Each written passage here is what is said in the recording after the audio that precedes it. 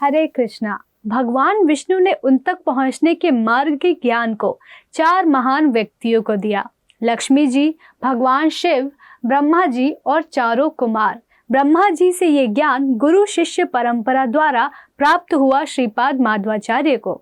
श्रीपाद माध्वाचार्य ब्रह्म मध्व गौड़ीय वैष्णव संप्रदाय में आते हैं, जिनका जन्म दक्षिण भारत के उडुपी राज्य में एक ब्राह्मण परिवार में हुआ। छोटे बालक के रूप में ही वे एक विद्वान ज्ञानी के रूप में प्रख्यात हो चुके थे।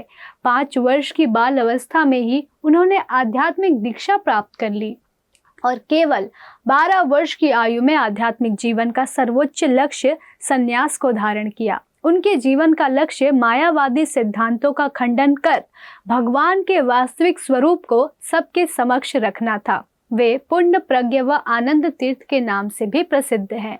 माध्वाचार्य को वायु का तृतीय अवतार माना जाता है। इनका जन्म दक्षिण कन्नड़ जिले के उडुपी शिवल्ली नामक स्थान के पास पाजक नामक एक गांव में सन 1238 ईस्वी में हुआ।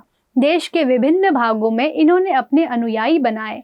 दक्षिण भारत का मथुरा कहे जाने वाले उडुपी कृष्ण मंदिर, जो दक्षिण भारत के सबसे प्रसिद्ध तीर्थ स्थलों में से एक है, उसकी स्थापना इन्होंने ही की थी।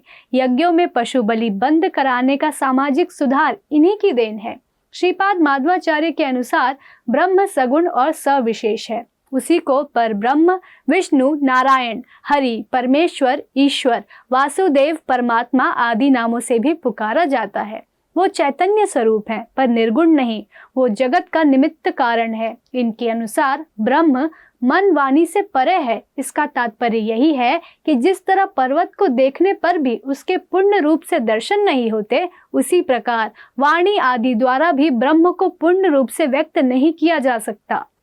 माध्वाचार्य के अनुसार जीव भगवान से भिन्न है, किंतु अंश होने के कारण ये अंशी अर्थात भगवान पर अवलंबित है। एक बार किसी व्यापारी का जहाज द्वारिका से मालाबार जा रहा था। तालाब के पास वो डूब गया। उसमें गोपी चंदन से ढकी हुई भगवान श्री कृष्ण की एक सुंदर मूर्ति थी। माध्वाचार्य को भगवान की आज्ञा प्राप्त हुई और उन्होंने मूर्तियों को जल से निकालकर उडुपी में उसकी स्थापना की।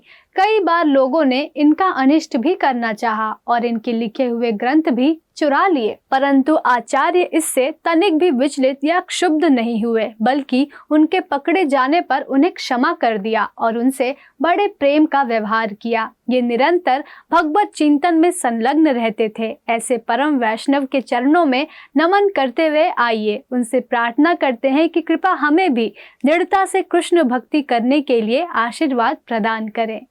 धन्यवाद। हरे कृष्णा।